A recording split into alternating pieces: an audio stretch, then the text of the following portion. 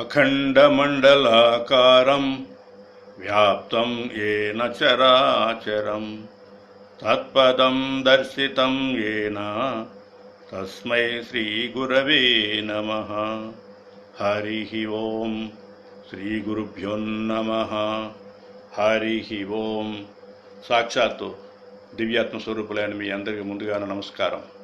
మనం ఎక్కడున్నాడు దేవుడని 99వ ధారావాహిక చేసుకుంటూ ఉన్నాం.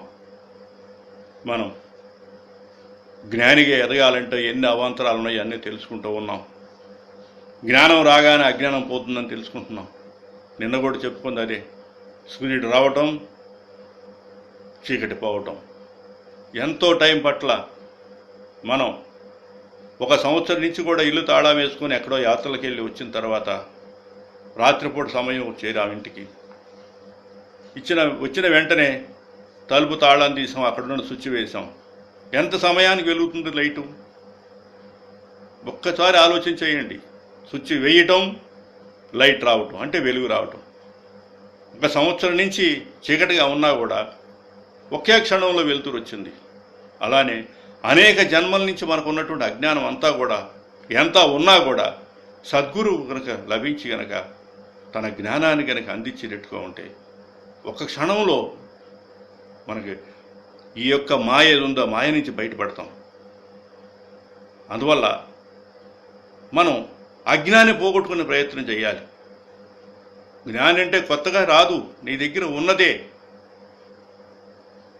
ఆకాశం అంతా కూడా ఒక్కసారి చీకట్లకు కమ్ముకుంది. సూర్యుడు ఉన్నాడా లేడా? సూర్యుడు ఉన్నాడు, కానీ కనిపించట్లా. ఏమైంది? ఆకాశం మబ్బు అడ్డం పడింది.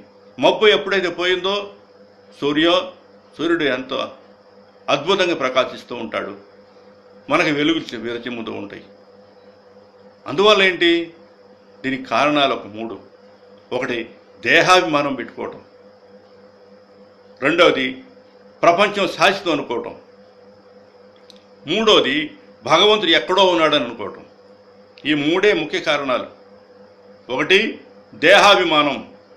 నేను ఎర్రగా ఉన్నాను, నేను అందంగా ఉన్నాను,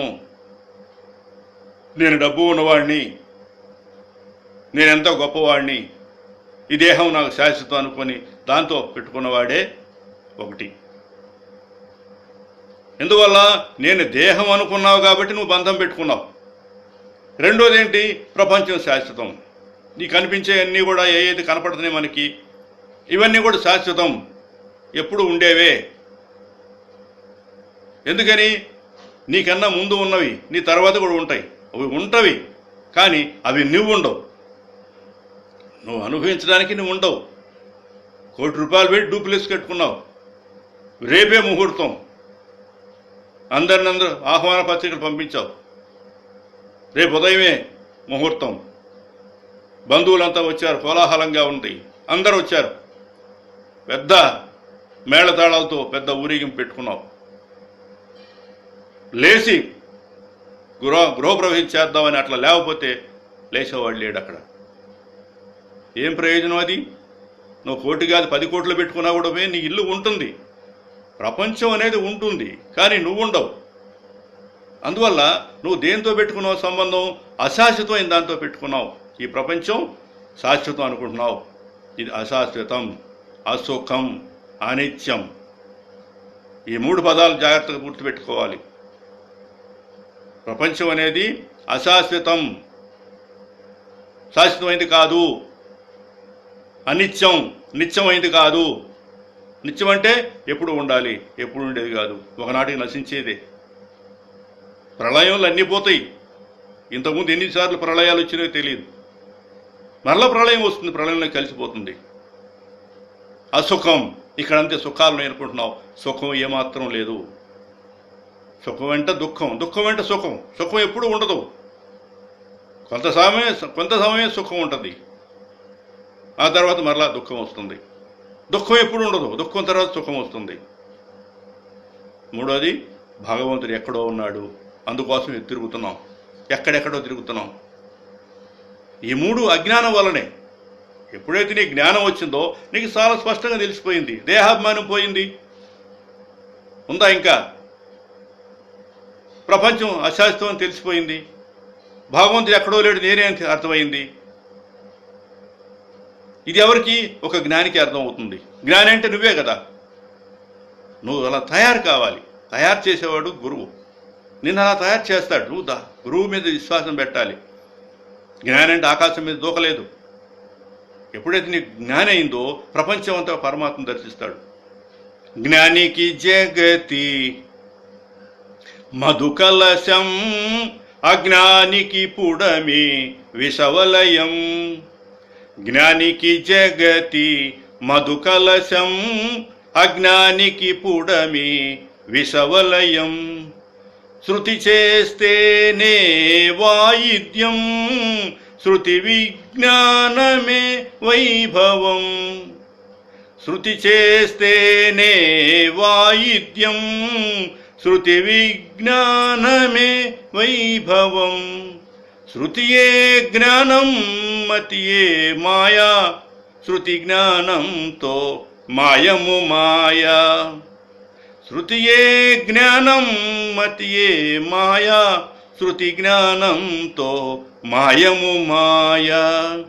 రామ రామ జయ రాజా రామ, రామ రామ జయ సీతారాం. రామ రామ జయ రాజా రామ, రామ రామ జయ సీతారాం. రామ రామ జయ రాజా రామ, రామ రామ జయ సీతారాం. మా గురువుగారు రామజోగి చిట్కాలని చిన్న చిన్న పదాలతో రాశాడు. ఎంత అద్భుతంగా ఉంటాయి. ఒంటరిగా కూర్చున్నా, ఎక్కడున్నా, నిన్న చెప్పుకున్నా, పెళ్లిలో కూర్చున్నా, ఎక్కడ కూర్చున్నా, ఎంతోమంది ఉన్నా కూడా నాకు సంబంధం లేదు. చక్కగా ఆనందంగా లోపల అనుభవిస్తూ పాడుకుంటూ ఉంటాం. ఇప్పుడు ఎలా పాడుతున్నాం? ఇప్పుడు ఎలా గుర్తున్నాయి ఇవన్నీ కూడా? ఏ పుస్తకం చూసి చదవట్లేదు కదా. నిరంతరం సాధన సాగుతుంది ఇప్పుడు కూడా. ఎప్పుడు నిరంతరం సదా. ఎప్పుడైతే నారాయణ నారాయణ అంటాడు నారదుడు, ఆయన జీవితమే నారాయణ స్మరణ. అందువల్ల ఎప్పుడు కూడా అదే జరుగుతుంది. కాబట్టి ఆ పదాలన్నీ కూడా మనకి అర్థమవుతుంటాయి అన్నమాట. జ్ఞానికి జగతి మధు కలశం. ఎప్పుడైతే జ్ఞానం వచ్చిందో ఈ జగత్ అంటే కనిపించే ప్రపంచం అంతా కూడా మధు అంటే ఏంటి? అమృత కలశం. ఎందుకని? నువ్వు తరించడానికి ఇదే అవకాశం. ఇక్కడే, ఈ జన్మలోనే తరించాలి, ఇక్కడే తరించాలి. అంటే తరించడం ఏంటండి? జన్మరాహిత్యం. ఇంకోసారి లేదు. ఎక్కడో స్వర్గానికి వెళ్తాం, స్వర్గానికి వెళ్ళినా ఇక్కడ రావాల్సిందే. క్షీణే పుణ్యం మధ్యలోకం విశంతి. మధ్యలోకం అంటే ఇదే. ఎప్పుడైతే పైకి వెళ్ళావో, అక్కడ ఉన్నావు, నీ పుణ్యం అంతా అయిపోయింది. ఏమైపోయింది? అక్కడ చేయడానికి పనులు లేవు. హాయిగా అంటే నీకు మరణం లేదు అమృతం తాగితే. కానీ అక్కడేమైంది?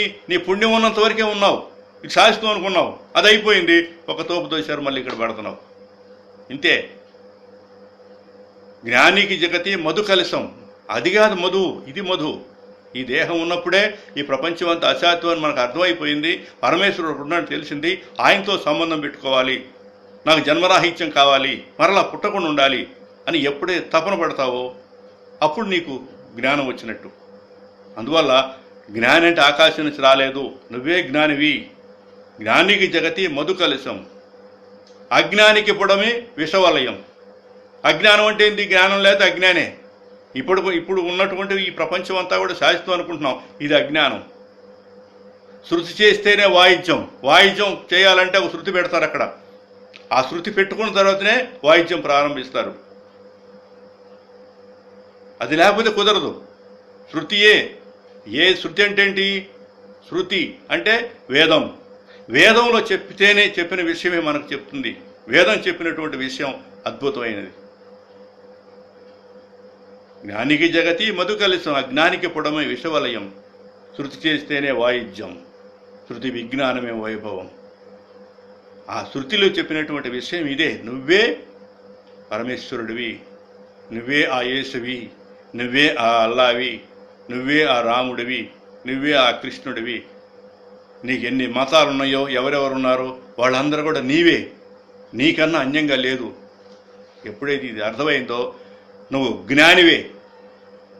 ఇంకా ప్రపంచం నీకు ఒక ఆట బొమ్మ, జరగని నాకేం సంబంధం లేదని భయం లేకుండా జీవిస్తామని తెలియజేస్తూ సెలవు తీసుకుంటున్నాను. హరి ఓం తత్సత్.